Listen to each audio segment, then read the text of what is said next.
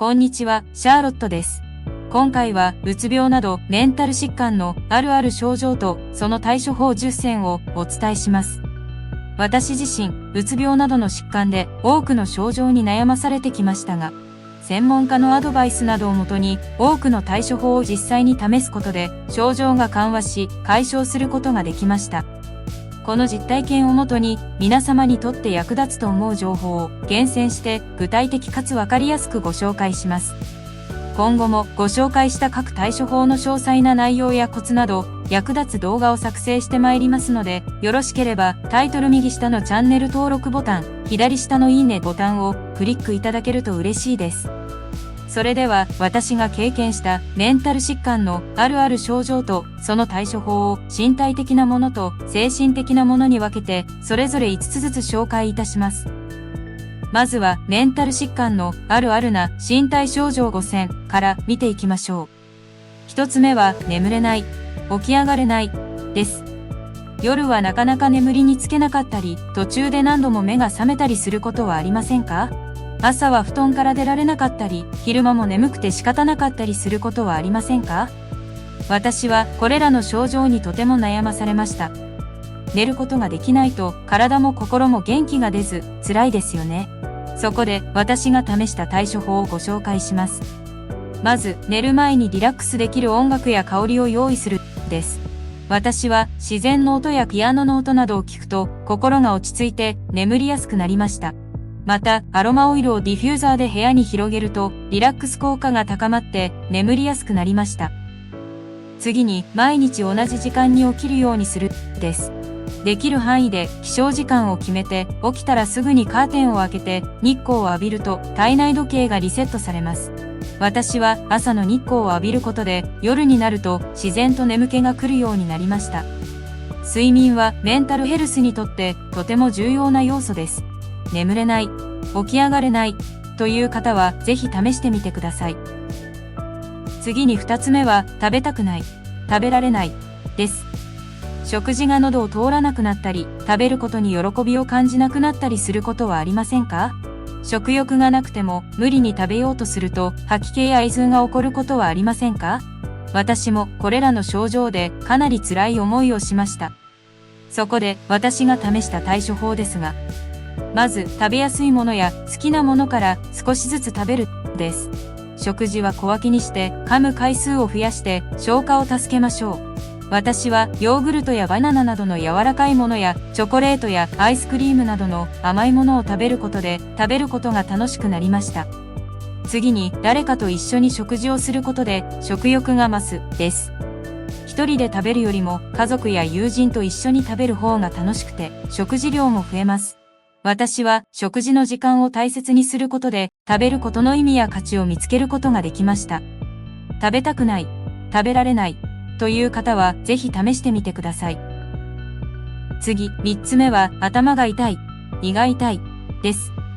頭痛や胃痛、動悸やめまいなどの身体的な不快感が現れることはありませんか？うつ病などメンタル疾患は心だけでなく体にも影響を及ぼします。私もこれらの症状が長い間ありました。そして私が試した対処法ですが、まず軽い運動やストレッチで血行を良くするです。運動は体を温めて血液の流れを改善し、痛みや不快感を和らげます。私はウォーキングや自転車など軽めの運動を毎日30分程度行うようにしました。また朝起きた時や寝る前にストレッチを10分程度行うようにしました。これらの運動やストレッチを続けることで私は頭痛や胃痛などの不快感を軽減することができました。頭が痛い、胃が痛いという方はぜひ試してみてください。次にバランスの良い食事や水分補給で栄養を摂るです。食事は野菜や果物、魚や肉などのタンパク質、穀物などの炭水化物をバランスよく摂りましょう。水分は1日に1から1.5リットル程度飲むと老廃物の排出や代謝にも良いです。これらの食事や水分補給を続けることで私は痛みや不快感を予防することができました。バランスの良い食事や水分補給を心がけてみてください。次に4つ目は体がだるい、重いです。体全体がだるくて重く感じることはありませんか？階段を上るのも一苦労だと感じることはありませんか？体のだるさや重さも典型的なメンタル疾患の症状の一つです。そして私が試した対処法をご紹介します。まず、無理に動かないで休息を取るです。病気の初期で体がだるい時は無理に活動するとかえって疲れが溜まってしまいます。私は体がだるい時はゆっくりと横になったり深呼吸をしたりして心身ともにリラックスするようにしました。次に気分転換に外に出たり好きな音楽を聴いたりするです。外に出ると気分がリフレッシュされます。音楽は元気が出る曲や癒される曲を選んで聴きましょう。私は公園や川沿いなどの自然の多い場所を選んで歩いたり自転車に乗ったりしました。これらの気分転換を続けることで、私は体のだるさや重さをかなり軽減することができました。体がだるい、重いという方はぜひ試してみてください。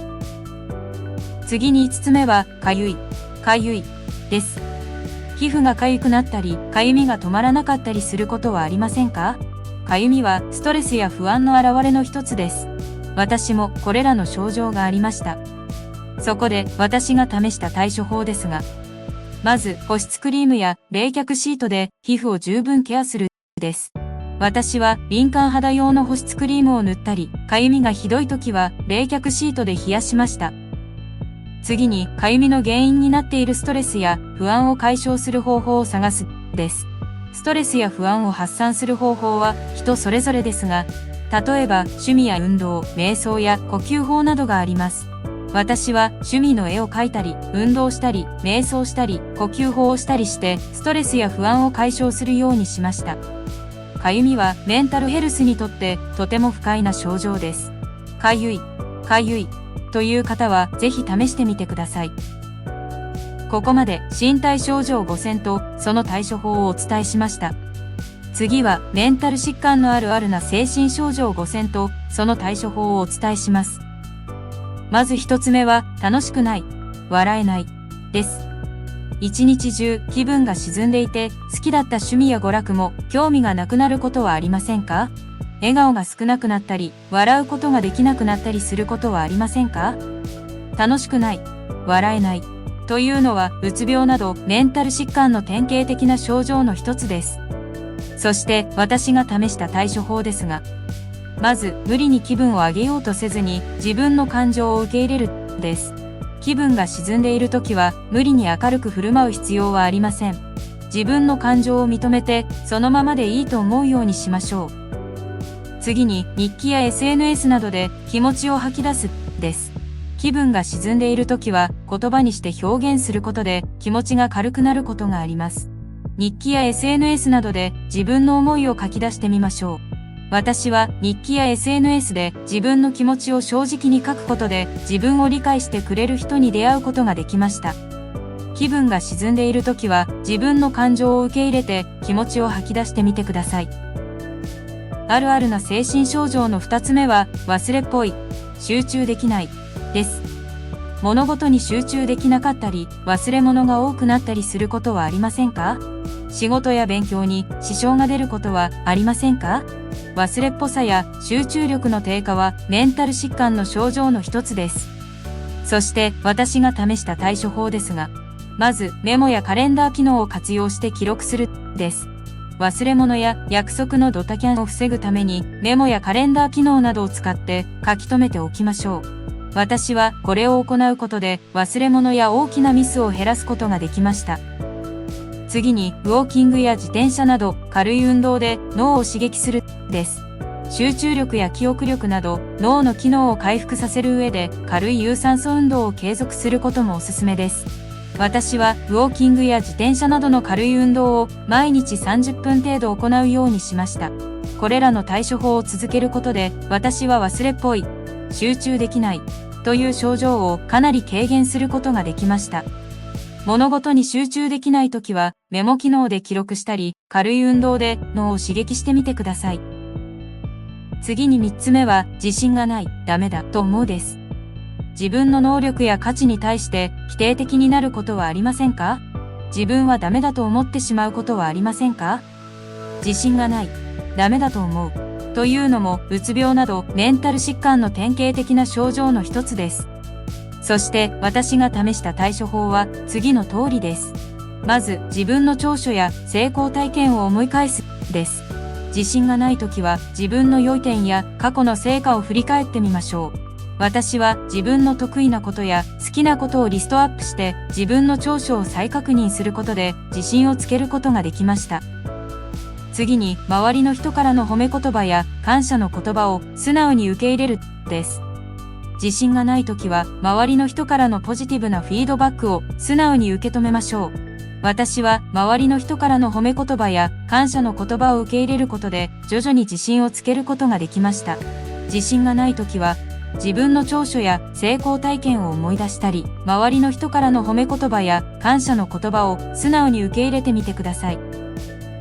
次の4つ目は、怒りっぽい、イライラする、です。些細なことで怒りやイライラを感じることはありませんか？怒りやイライラをコントロールできなくなることはありませんか？私はこれらの症状をたびたび感じていました。そして私が試した対処法ですが、まず怒りやイライラの原因を特定する、です。自分が何に対して怒っているのか、何が自分の気持ちを傷つけているのか、明確にすることが大切です。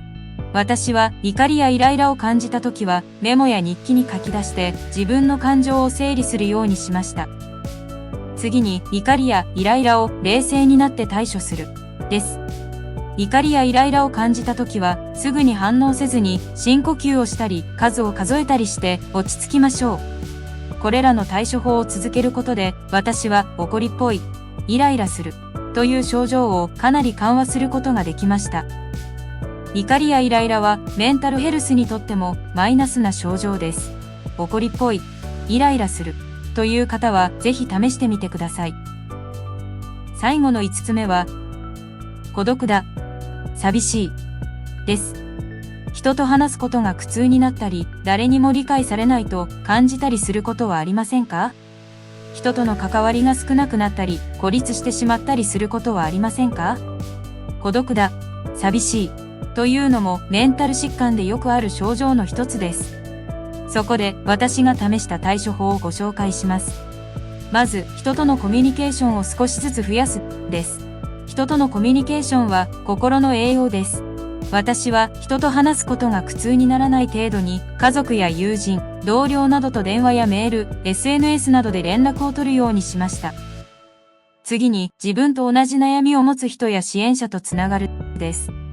誰にも理解されないと感じると自分は一人ぼっちだと思い込みますが、それは違います。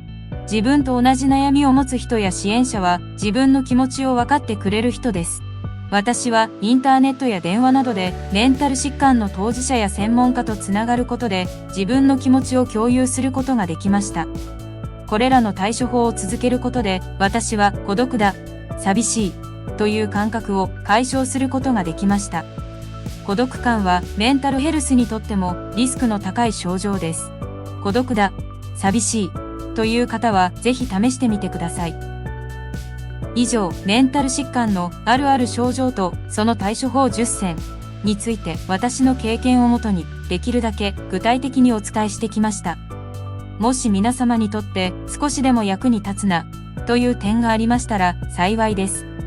今後もご紹介した各対処法の詳細な内容やコツなど役立つ動画を作成してまいりますので、よろしければタイトル右下のチャンネル登録ボタン、左下のいいねボタンをクリックいただけると嬉しいです。それでは皆様が少しでも穏やかで心地よい日々が過ごせますことをお祈りいたします。本日は本当にありがとうございました。